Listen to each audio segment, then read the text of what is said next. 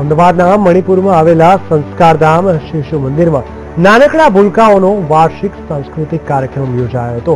જેમાં સાણંદ તાલુકાના 21 શિશુ મંદિરના 1200 જેટલા નાના બાળકોએ ભાગ લીધો હતો।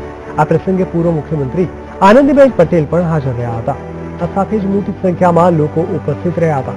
આ કાર્યક્રમમાં બાળકોએ જુદી જુદી કલાકૃતિ રજૂ કરી હતી અને બેટી બચાવો અને સ્વચ્છતાના વિષય પર ભાર મૂકવામાં આવ્યો હતો।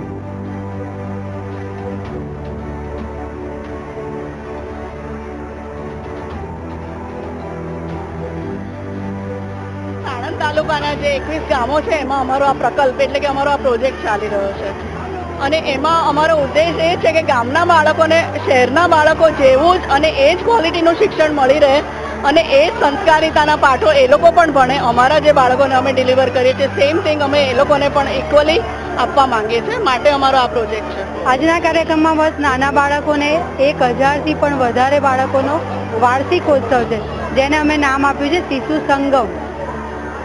શિશુ સંગમમાં આજુબાજુના ગામના 21 ગામના બાળકો છે। અમારા બાળકો શિશુ મંદિરથી લઈને ધોરણ 2 સુધીના, અમારું ગ્લોબલ મિશન ઇન્ટરનેશનલ સ્કૂલ છે તેમાં પણ પ્રી સેક્શનથી લઈને સ્ટાન્ડર્ડ 2 CBSE અને ગુજરાત બોર્ડ બંને બાળકો છે।